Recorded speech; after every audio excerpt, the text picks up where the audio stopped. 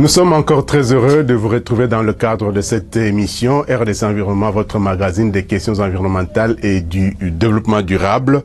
Cette émission partira de la réunion du Conseil des ministres, la 11e tenue dernièrement ici à Kinshasa, et la vice-premier ministre et ministre de l'Environnement et du Développement durable a donc déposé 10 mesures urgentes relatives à la gestion durable des ressources naturelles et forêts au regard des enjeux et des défis écologiques planétaires de l'heure. Des mesures qui ont été toutes d'ailleurs adoptées par le Conseil des ministres, et parmi ces mesures figure en bonne place la levée prochaine du moratoire. Mais objectif de ces mesures, entre autres, c'est assainir le secteur de l'environnement, instaurer la bonne gouvernance dans ce secteur et mettre en œuvre la stratégie de l'élargissement de l'assiette fiscale du secteur de l'environnement.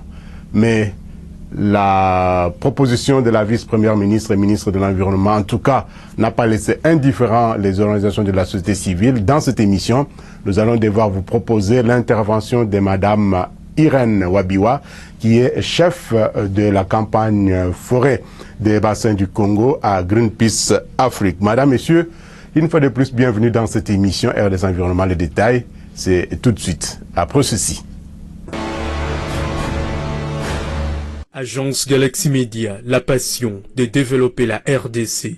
Comme je vous le disais dans le sommaire, la vice-première ministre et ministre de l'Environnement et du Développement durable a déposé le vendredi dernier 10 mesures urgentes relatives à la gestion durable des ressources naturelles et forêts au regard des enjeux et défis écologiques planétaires de l'heure.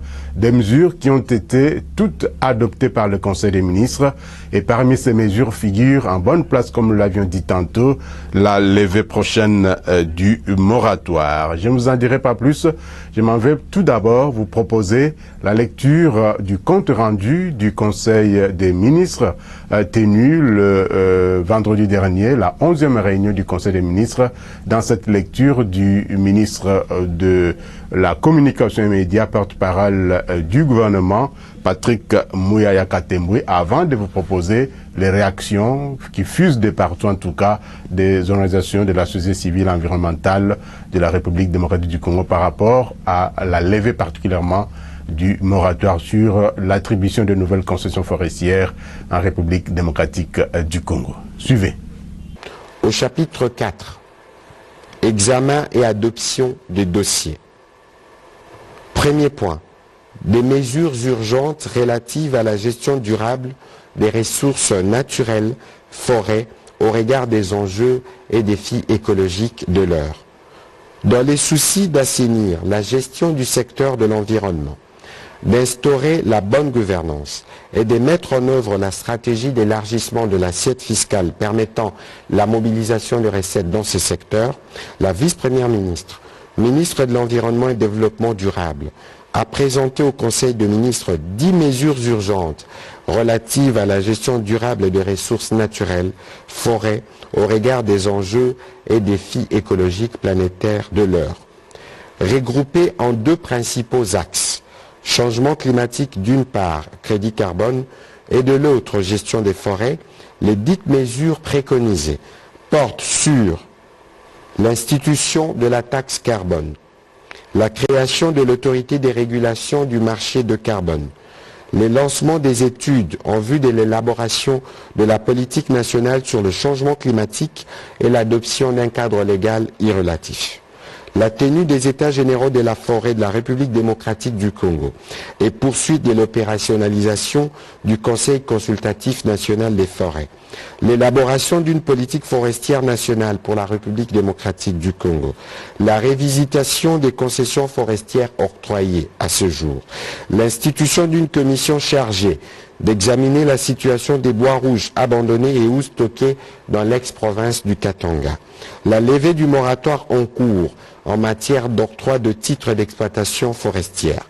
La prise d'un arrêté interministériel portant suspension de l'exportation de toutes essences de bois d'œuvre en République démocratique du Congo. La conciliation des données statistiques entre les services qui interviennent dans les secteurs de l'environnement, DGDA, OGFREM, OCC, DGRAD, DGI, etc. Dans ces développements, la vice-première ministre, ministre de l'Environnement, a précisé que ces mesures sont motivées par le souci d'améliorer la gouvernance environnementale et de mettre la République démocratique du Congo au même diapason que ses pairs, au regard du contexte global dominé par les changements climatiques et les enjeux politiques, économiques et financiers qui en découlent. Après débat et délibération, ces 10 mesures ont été adoptées par les conseils de ministres. Voilà, c'était là donc Patrick Mouyaya Katembwe, ministre de la Communication et Médias, porte-parole du gouvernement, qui parlait là des 10 mesures urgentes relatives à la gestion durable des ressources naturelles, forêts, au regard des enjeux et défis écologiques planétaires de l'heure, en marge bien sûr de la 11e réunion du Conseil des ministres tenue vendredi dernier. Comme objectif, comme on l'a dit, c'est d'assainir le secteur de l'environnement, instaurer la bonne gouvernance et voir dans quelle mesure il faut adopter la stratégie de l'élargissement de l'assiette fiscale dans le secteur de l'environnement en République démocratique du Congo.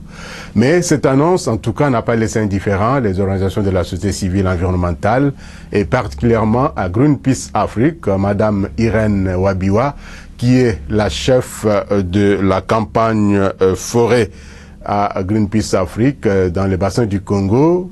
Cette ONG n'a pas été indifférente quant à cette mesure qui pourrait voir le jour dans les prochains jours. Et Madame Irène Wabiwa dit donc qu'il est hors de question de penser à la levée du moratoire dans ce secteur forestier parce que jusqu'à aujourd'hui, le secteur est encore incontrôlé. Il y a des désordres qui règnent dans ce secteur. Je vous en dirai pas plus. Je m'en vais vous proposer l'entretien que nous avons eu avec Madame Irène Wabiwa au téléphone, bien sûr. Écoutez ce qu'elle dit par rapport à cette décision de la levée du moratoire par le gouvernement de la République à travers le ministère de l'Environnement et du Développement durable. Voilà. Madame Irène Wabiwa, bonjour. Bonjour. Vous êtes la chef de la campagne Greenpeace Afrique pour la forêt du bassin du Congo.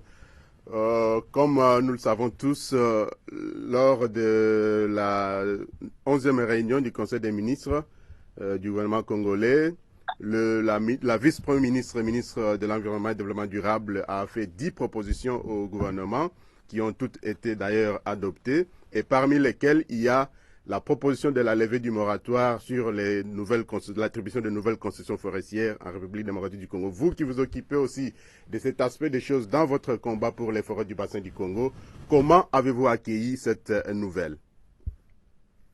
Nous avons accueilli cette nouvelle avec une forte indignation parce qu'au niveau de Greenpeace, nous ne pouvons pas concevoir comment est-ce que le pays, à travers le ministère de l'Environnement, puisse envisager une mesure qui pourrait lever le moratoire. Ce moratoire a été institué pour un but. Il y avait un désordre, un chaos organisé au sein du secteur forestier et les textes intelligents se sont mis ensemble pour essayer de trouver des solutions et se sont fixés des objectifs, entre autres d'assainir le secteur et de rendre ce secteur non seulement bénéfique pour l'économie nationale mais aussi pour le climat mondial. Mais ces conditions ne sont pas encore réunies. Le secteur est encore hors contrôle, c'est l'illégalité qui règne dans ce secteur et jusque-là, personne ne peut nous dire si réellement l'industrie forestière peut, dans l'avenir, parce que pour l'instant, ça ne représente rien du tout, si même pour l'avenir, ça pourrait être un secteur ou un apport aussi considérable pour l'économie nationale. Et donc, avec tous ces désordres qui règnent dans ce secteur, il est hors de question que nous puissions penser à lever le moratoire, parce que ce moratoire, quoi qu'il a été violé depuis le début de son existence, il constitue quand même une sorte de sauvegarde pour les forêts de la RDC. Alors, pour vous, quelles sont les conditions qui restent à réaliser pour qu'on puisse commencer à parler aujourd'hui de la levée de ce moratoire? Greenpeace estime qu'il ne s'agit pas seulement de ticker le box, disons nous avons rempli la première, la deuxième condition et tout cela. Oui. Nous savons que sur le plan du décret, en ce qui concerne les prescrits du décret de 2005, il reste une condition qui n'est pas encore réunie, c'est celle liée à la programmation géographique.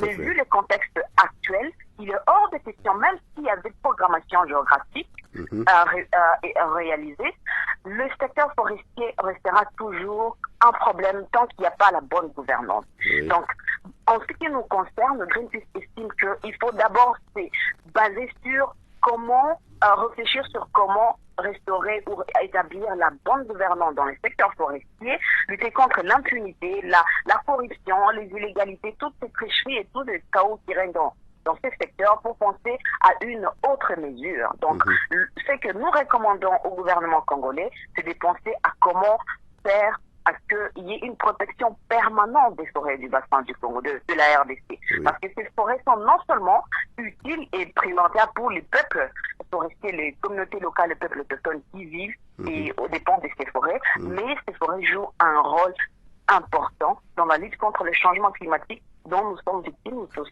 aujourd'hui. Alors, qu'est-ce que Greenpeace entend mener comme action, dans la mesure du possible de toutes les façons, si et seulement si cette décision, cette proposition au niveau du Conseil des ministres a été adoptée et que les moratoires étaient levés, que pense faire Greenpeace Afrique? Je tiens d'ailleurs à rappeler que toute levée de moratoire serait une contradiction avec l'engagement du président de la République, M.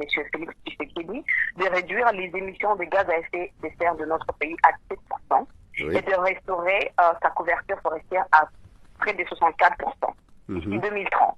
Et donc, si le président a pris un tel engagement, il est contradictoire de penser à étendre la déforestation parce que pour nous, lever le moratoire, ce serait ouvrir une grande route, si pas un boulevard, de la déforestation au sein des forêts de la RDC.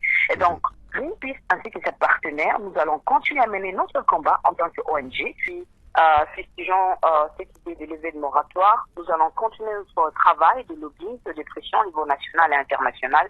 Et nous espérons vraiment, nous comptons au bon sens des gouvernants de ces pays et surtout du président de la République qui a le devoir de respecter son engagement, de restaurer la couverture forestière à 63,5%, mais aussi à diminuer les émissions de gaz à effet de serre. Nous espérons vraiment qu'il va opposer son veto et prendre une décision qui va aller dans le sens de non seulement protéger les droits des peuples forestiers, mais aussi à garder ce patrimoine humanitaire que nous a été légué par nos ancêtres.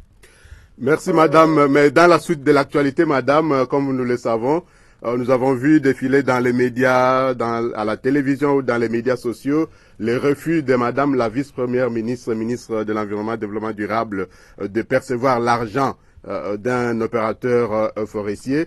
Vous avez certainement suivi aussi cette actualité. Ça vous a fait quoi, vous, du côté de Greenpeace?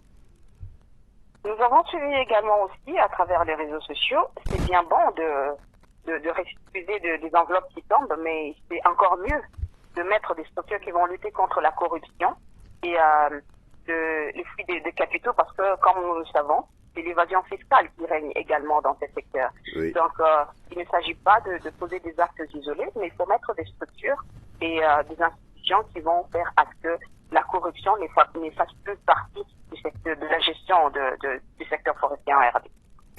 Merci madame, merci pour votre disponibilité. Je vous en prie. C'était la Irène Wabiwa, chef de la campagne forêt du bassin du Congo de Greenpeace Afrique, au téléphone que nous avions eu donc en marge de la décision de la vice-premier ministre et ministre de l'Environnement et du Développement durable de pouvoir lever le moratoire de 2002 en marge de l'attribution de nouvelles concessions forestières aux exploitants forestiers. Pour elle, en tout cas, il est hors de question de penser à la levée du moratoire, même si et seulement si il ne reste que la programmation géographique comme condition pour, n'est-ce pas, commencer à attribuer de nouvelles concessions forestières aux exploitants forestiers. Nous allons parler autre chose à présent, c'est donc la cellule technique opérationnelle dénommée Unité spéciale pour la protection de l'environnement qui a été mise en place par la ville-province de Kinshasa. La ville veut également assainir son environnement, la ville veut également que l'environnement soit propre. Voilà pourquoi, après une formation, au total, 30 officiers de police judiciaire à compétences restreintes de cette unité spéciale de protection de l'environnement ont prêté serment devant le procureur de la République près le tribunal de grande instance de Kinshasa-Gombe. Nous allons vous proposer les interventions de Madame Laetitia Benakabamba, qui est la commissaire générale à l'environnement de la ville-province de Kinshasa, mais aussi l'intervention du directeur de cabinet du gouverneur de la ville-province, Maître Freddy Bonzeke, qui a personnellement représenté le gouverneur empêché pour d'autres occupations. Voici leurs interventions dans ces extraits de nos confrères sélectionnés par nos confrères de l'hôtel de ville de Kinshasa, du service de communication bien sûr. Regardez. C'est un grand plaisir et un privilège pour moi de prendre la parole devant vous, à l'occasion de la cérémonie solennelle de prestation de serment des officiers de police judiciaire à compétences restreintes, OPJ en sigle, de l'unité spéciale pour la protection de l'environnement, USPE en sigle, et de vous souhaiter la bienvenue dans cette grande salle du Palais de la Justice de Kinshasa-Gombe. En effet, par sa clairvoyance, son Excellence Gentini Ngobilambaka, gouverneur de la ville de Kinshasa, a pris en date du 24 novembre 2020 l'arrêté numéro SC-351 portant création d'une cellule technique opérationnelle dénommée Unité spéciale pour la protection de l'environnement, USPE en sigle, dont 50 membres récipiendaires de la qualité d'OPJ en ce jour. À ce sujet, il y a lieu de relever que les heureux promus d'aujourd'hui ont été passés au crible, notamment après une formation préalable à la prestation de serment en qualité d'OPJ. Il y a lieu de relever ici que les candidatures admises sont celles dont le profil répond à l'exigence d'une formation académique en matière d'environnement ou d'un exercice de profession dans ce secteur. Ainsi, sous la coordination du commissariat général en charge de l'environnement, en collaboration avec l'Observatoire congolais pour la surveillance et la protection de l'environnement, OCSPE en sigle, ainsi que le parquet de grande instance de Kinshasa-Gombe, il a été organisé du 20 au 27 avril 2021 un atelier de renforcement de capacité des candidats sur les matières et notions techniques ci-après. Dans le volet environnement, les modules suivants ont été abordés. L'historique sur l'environnement humain et naturel, la législation congolaise en matière d'environnement. Au point 2, dans le volet juridique, les modules ci-après ont été dispensés: déontologie et éthique, droit pénal général, droit pénal spécial et procédure pénale. La formation ayant été clôturée, les magistrats formateurs ont transmis à mon cabinet la liste des candidats ayant satisfait aux évaluations post-formation en vue de programmer leur prestation de serment. C'est ici l'occasion pour moi de remercier et féliciter les uns et les autres pour les efforts fournis au cours de cette formation qui aboutit aujourd'hui à cet acte solennel de prestation de serment devant l'organe de la loi.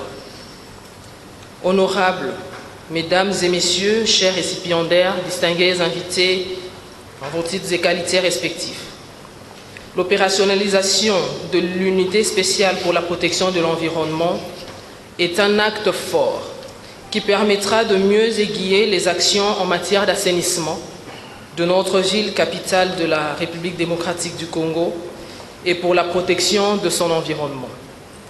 Pour terminer, je remercie vivement Son Excellence Monsieur le Gouverneur de la ville de Kinshasa, Gentini Ngobilambaka, pour son implication remarquable qui a boosté cette initiative. Dans l'état actuel, où les efforts sont constamment conjugués entre le gouvernement de la République et la ville de Kinshasa, en vue de l'assainissement généralisé de la ville, l'intervention des agents motivés et aguerris s'avère nécessaire à cette étape où la responsabilité du pouvoir public et de la population devrait être engagée. C'est dans cette optique que, motivé par l'option incontournable de poursuivre l'élan amorcé à partir du lancement du programme Kinshasa Bopeto par son Excellence Monsieur le Président de la République et chef de l'État, le 19 octobre 2019 à Bakayao dans la commune de Bandalungwa, et fort de l'appui du gouvernement de la République relatif à l'assainissement de la ville, l'institution de l'unité spéciale pour la protection de l'environnement tombe à un moment opportun. Ainsi, il est évident que l'investissement tant humain que matériel dans la lutte contre l'insalubrité constitue un impératif dont l'exécutif provincial prend en compte pour exhonter les résultats probants et durables en ces domaines sensibles.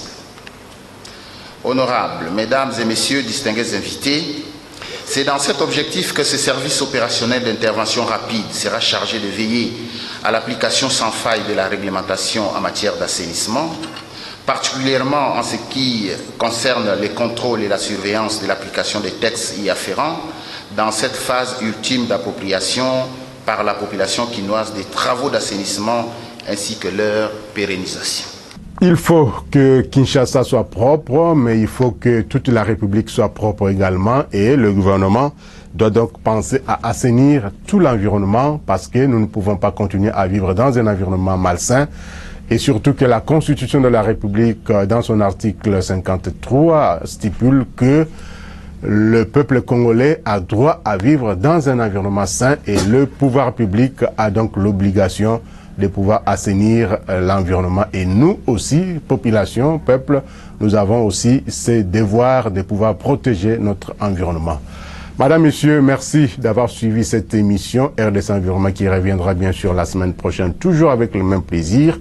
Nous serons grés vous retrouver. Merci à Guilhem Mouzembe de Gonzague, merci à Peter Lomadjessa, merci également à nos stagiaires. Avec leur concours, nous avons pu produire cette émission. Plamedi Likia et Bénédicte Essio. Merci et à très bientôt pour d'autres informations environnementales de la République démocratique du Congo et d'ailleurs à travers le monde. Prenez soin de vous, mais surtout prenez soin de votre environnement. Au revoir et à très bientôt.